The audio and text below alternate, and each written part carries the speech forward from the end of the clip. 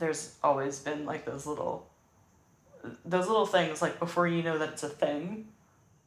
My dad used to make this joke when I was a kid that I was so oblivious that if a boy walked up to me and puckered his lips, I'd say, yeah, I don't like lemons either, and walk away. That thing that you have in your head that says, oh yeah, I really like that person, I would sleep with them. Never had that experience in my life. It doesn't really even make sense to me.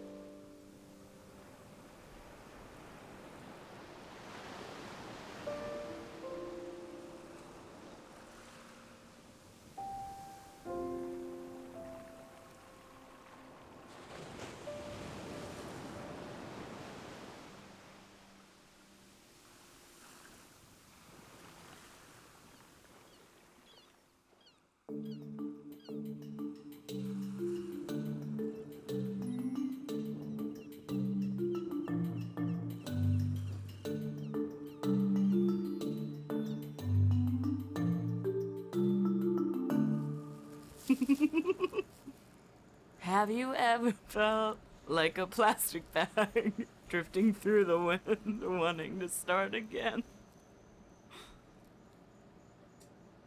Do you ever feel already buried deep? In your own words, how would you describe asexuality from your knowledge or what you're aware of it?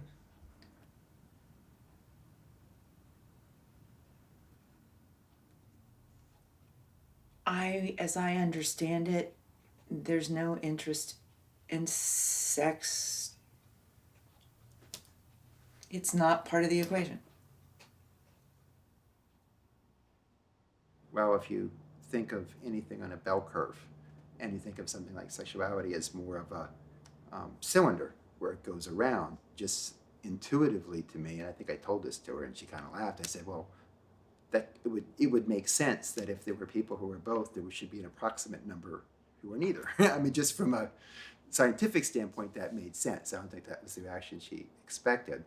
And then this thought just hit me in the back of my head. And she said it was funny, and I thought it was probably kind of insulting when you think about it. But my first thing coming out of my mouth was, it's a shame it's not contagious, because if it was, could you please give it to your sister?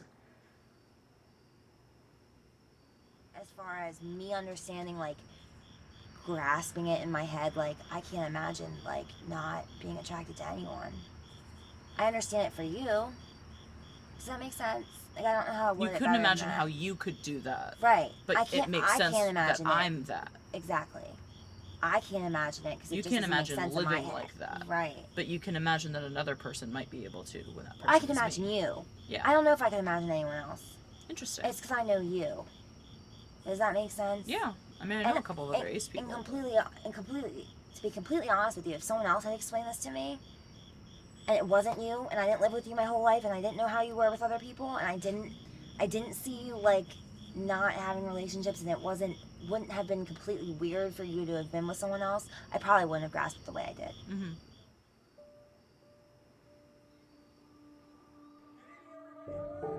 The group of friends that I had were very open about a lot of things, but asexuality was not part of our dialogue. So I would find myself occasionally being pushed at these people who I didn't really like, but they're there, and you have this pressure to kind of be normal and to do what normal people do. There was this guy who I had met maybe once, and he was into me, and we heard this from another person, and there was some pressure from my friends of oh, so are you gonna get with this guy, or are you gonna do this thing? All of them staring at me, waiting for this is the test of the moment. Is she gay? Is she straight? What's going on? I was I guess you can invite him to this thing that we were doing. We used to do sleepovers all the time. And I was and there's a bunch of people there. Nothing could possibly go wrong, I woke up with this kid on top of me, and he had one hand inside me and was like trying to get a condom on with the other hand. And the only thing that I could think to do in that situation was to play along with it for half a second. I remember pulling him down by the shirt that he was wearing and kind of like making out with him to distract him because he was between me and the door. I'm like, okay, the only way this is gonna work is if I flip him over. So I got to the point where I had flipped him over, and he still had one of my wrists that he was holding on to, and I'm like eyeing the door and trying to figure out how the fuck I can get to the door. And my sister walked in. And that like ended the entire scenario. Occasionally it would happen where I'd put myself in a situation where I didn't see the signals. You know what I mean? I didn't understand that that wasn't normal. Even after everything happened, I was just like, well, I'm the weird one because I wasn't into it. Because I always knew that there were always the things that I wasn't into, but people are supposed to be into these things. And so I thought that it was another me thing as opposed to there was something wrong with the scenario, and nobody would have liked that.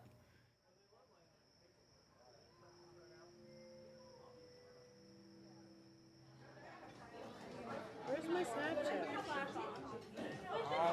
You didn't get anything on the room. What? Why do you have nothing on the room? I don't know. I'm not expensive.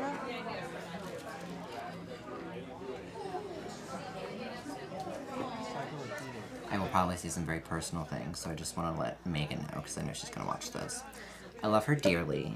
I want her to be happy, so I might say some very honest things that will probably hurt her feelings, but that is not my intention. From my perspective, and again, I don't care what she is. It doesn't make a difference to me. I'm not saying she's not. But I have trouble, wrapping my head around, is she really asexual, or is there a part of her that is wondering if it's easier to say, I'm asexual, than to deal with the fear of some kind of a rejection? So I'll be completely honest. As a gay man who enjoys having sex, I don't understand asexuality or aromanticism. However, you're my cousin and I love you, so I really don't care what you are. Of course. Me neither. I think you have one of the biggest hearts of anyone that I've ever met. Oh, I don't know how that ties into it all, but I do. I think that's perfectly tying into all of the things. It proves she's not a robot. Yeah, I'm not a robot. It's concerning, not because, she can do what she wants, I just want her to be happy, but there's that fear, too. Are you going to be alone forever? Does that worry you? I mean, there's nothing wrong with being single or alone, but there is something wrong with being lonely. And I don't know if Megan isn't lonely.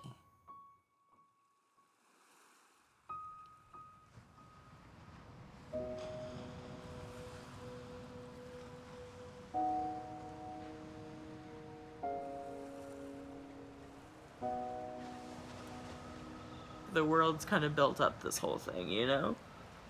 All the movies that you go see, and whenever your friends are acting like they're so in love, even if it doesn't work out, and then all of these other things, it's like, what am I missing out on? Am I wrong about all of this? Do I want to be alone? Because all of these thoughts get into your head because so many people talk about it all the time. The first thing that people think of is why do you want to be alone? You know what I mean? Do you know how many times I've told somebody, oh yeah, I'm ace, I'm arrow, it's fine, and then they're just why do you want to be alone? I'm not alone. But at the same time, it's aren't I at the end of the day? Because it's everybody picks everybody else over me in a weird way. I don't want to sound selfish, or I think that people need to choose me, because that's such an idiotic thing to think.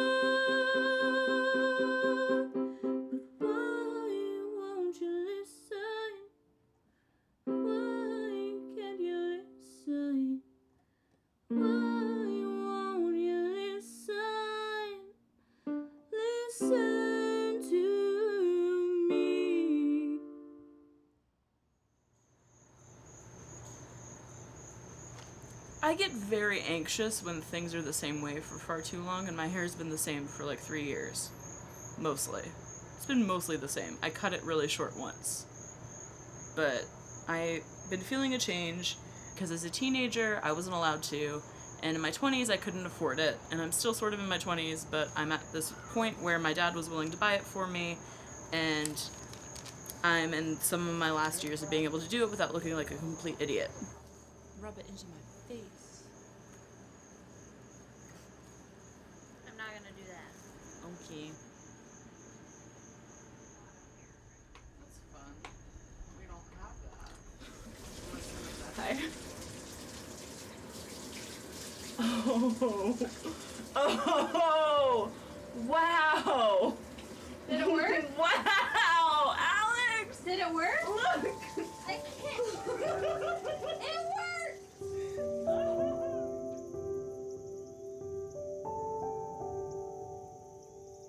Meg was my maid of honor. She was just like the best maid of honor ever.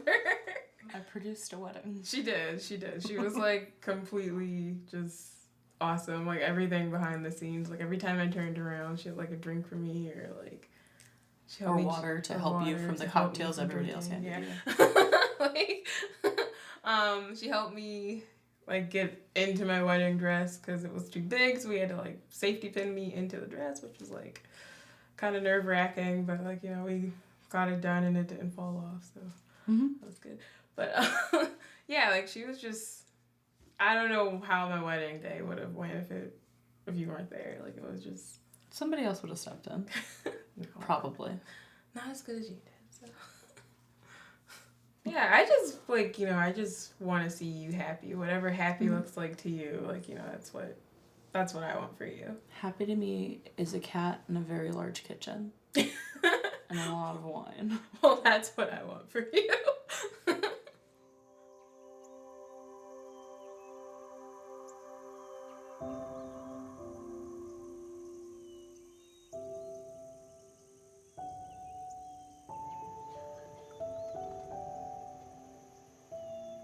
It does get into your head, and you do end up with this kind of mentality for a little bit where it's like, well, yeah, if all the people I care about a lot and all the people who make my life fulfilling and the people I love in my Meg way, Mama Meg kind of way, all have other people they care about more than they care about me, yeah, that's gonna hurt. And it does hurt, and it has hurt in the past. Not much, like I'll dump out most of it, but like a little bit of it, you know? Orientation and identification are all about the person being comfortable with how they identify themselves. It's not about how other people perceive it.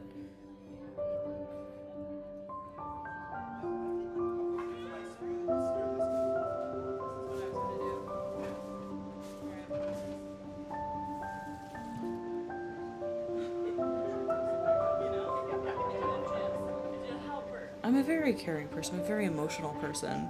I have a heart. It breaks in ways. Like, you know, it's like a romantic or sexual relationship's not the only thing that's gonna break your heart.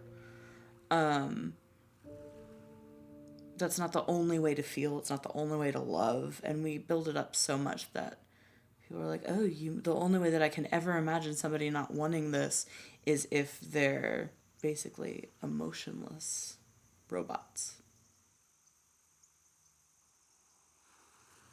Not having a romantic or sexual partner doesn't mean I'm alone. It just means I'm a different kind of not alone.